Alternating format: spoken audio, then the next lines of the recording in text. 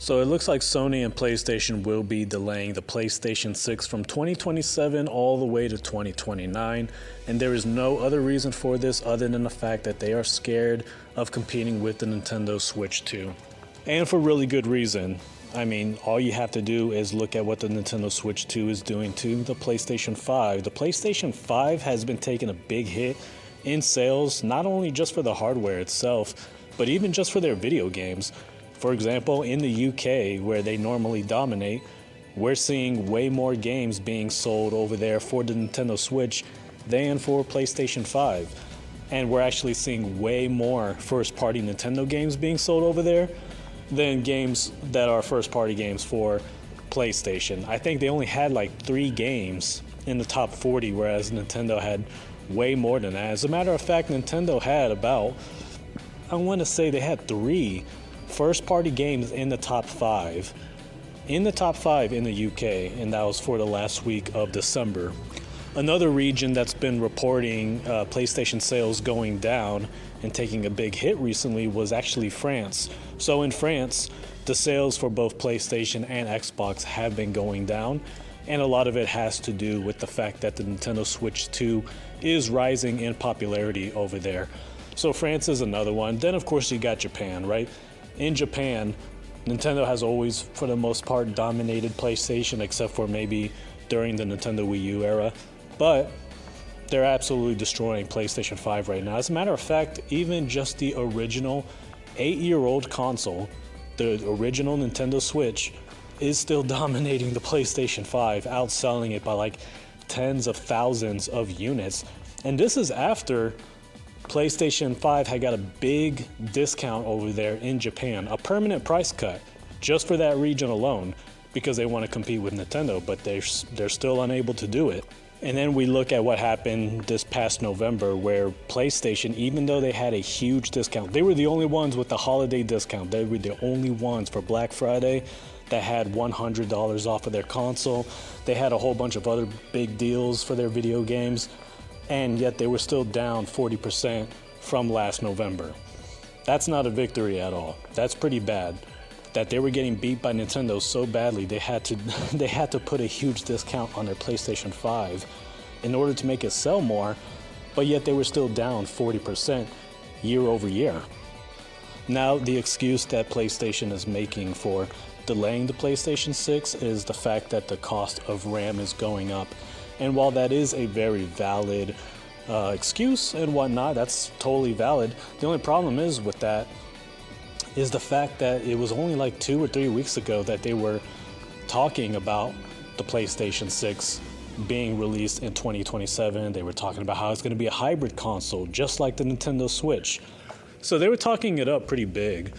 They were really trying to get people interested in it, but people weren't interested in it at all. The buzz just wasn't there. The excitement isn't there. A lot of people are like, I don't care.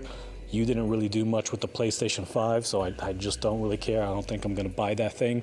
So I think that's the real reason they are delaying the console, because they know it's going to get destroyed. They know it's going to be the worst selling system of all time if they try to go head-to-head with the Nintendo Switch 2. So I think the strategy here is to delay it, hope that people just start to get hungry for a new system from PlayStation, and after a few years go by and it's 2029, they drop the new system and there might be some interest in it. I think that's what they're going to try to do. They're going to try to starve everybody for that next big system. It's coming, guys. It's finally coming, hoping that, people are going to want to buy it. People are going to be hungry for it.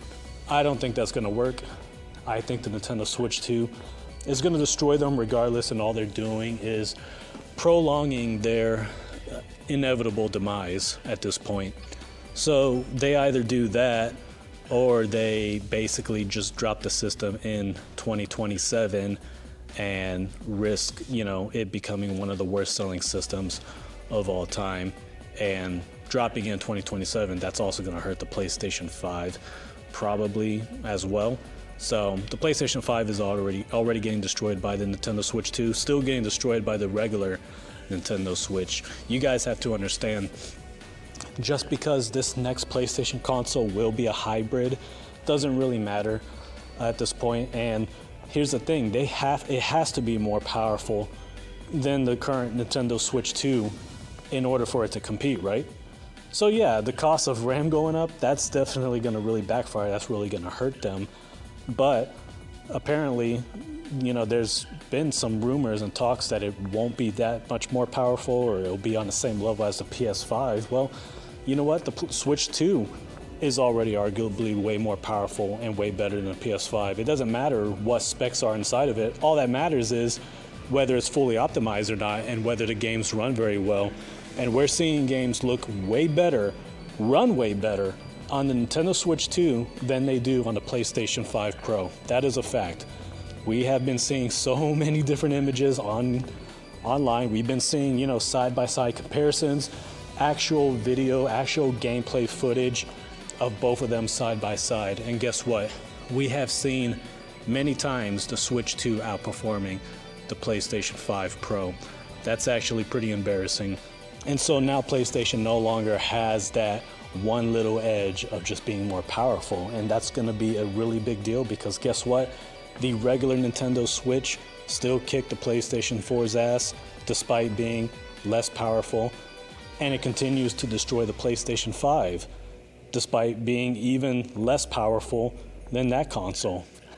And now you're seeing the Switch 2, which is a very powerful version of the regular Nintendo Switch, absolutely dominate the PlayStation 5.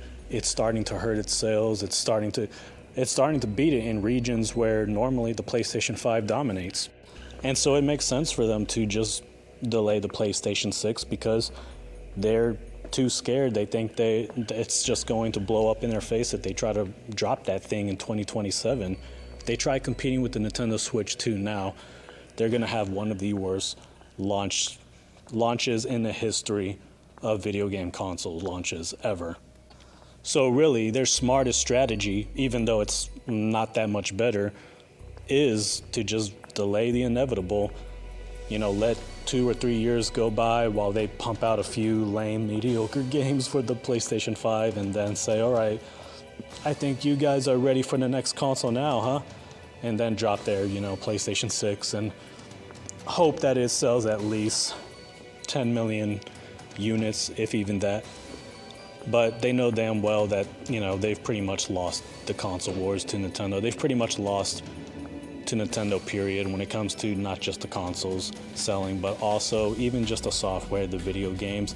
The fact that they had Ghost of Yotei and Death Stranding 2 being nominated for 10 or 12 different categories at the Game of the Year awards, and yet they didn't win one single one.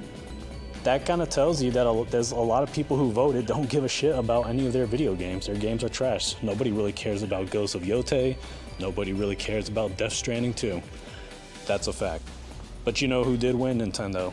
And they were pretty much screwed over, because they should have had multiple nominations. But they didn't. Instead, Donkey Kong was put in a couple, Mario Kart World was put in a few, and that was it. But they still won. Mario Kart World won Best Sports Game of the Year. Donkey Kong Bonanza we saw win Best Family Game of the Year. Should have won Best Action Game of the Year too. And it should have won the Game of the Year, because unlike Claire Obscure's Expedition 33, it's a way better game, and it also didn't use AI to make that game the way they did with Expedition 33. But regardless, in the long run, Donkey Kong Bonanza is gonna end up outselling that game anyways. One thing we did see recently, though, when it comes to the sales of video games in Japan, is that in the top 30, it was all Nintendo games only that were selling in the top 30 in Japan. This is for Nintendo Switch and Nintendo Switch 2. There was not a single PlayStation game in that top 30. No games on the PlayStation 5 made a top 30 in the last couple weeks or so in Japan. So the writing is on the wall. Nintendo has got PlayStation very scared, very terrified right now. they are in a very difficult spot because, they can't afford to release a system that isn't going to compete with the Switch 2, but yet somehow it's going to cost way more. It's going to be like probably, I would say maybe $900 or $1,000, right? Because if it's going to be a powerful, very powerful hybrid console, it's going to have to cost that much. But the thing that's going to sell the console is going to have to be the video games, which they don't really have a lot of.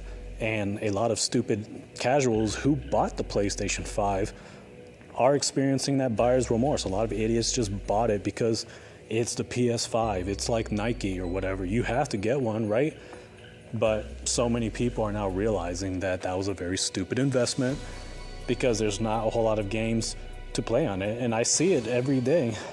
I see coworkers, friends, family members say, yeah, I don't really play it much. It collects dust. I want to get rid of it because the thing is so freaking big and it takes up a lot of space. You can't lay it down, otherwise it overheats on the side or something like that. These are the kind of things that people say about it all the time. Whereas people who own a Nintendo Switch 2 that I meet in real life love the damn thing, love it to death, especially people who, this is like their first Nintendo console in many years or many decades, or first Nintendo console, period. This thing is getting a lot of popularity, and I think a lot of people who haven't played a Nintendo console before are actually going to be buying this thing. So, yeah, it's looking like the end is near for PlayStation, and I think the smartest thing they could do at this point is just go third party. Actually, the smartest thing they could do is become a third party developer that primarily focuses on making third-party exclusives for Nintendo, or, just working on, making spin-off games for Nintendo's very important franchises. I think that's like the smartest thing they could do right now. Same way they're kind of making the Zelda movie. Instead of making a movie based on one of their own franchises, they're instead making, working on the Legend of Zelda movie because they know they can't even compete with Nintendo on the big screen. They should just start doing that right now and start making some video games for Nintendo. Make a Star Fox video game that plays similar to Ratchet and Clank or something. I don't know. But that would be the smartest thing they do at this point. Anyways, you guys let me know what you think about all of this, and I will talk to y'all later.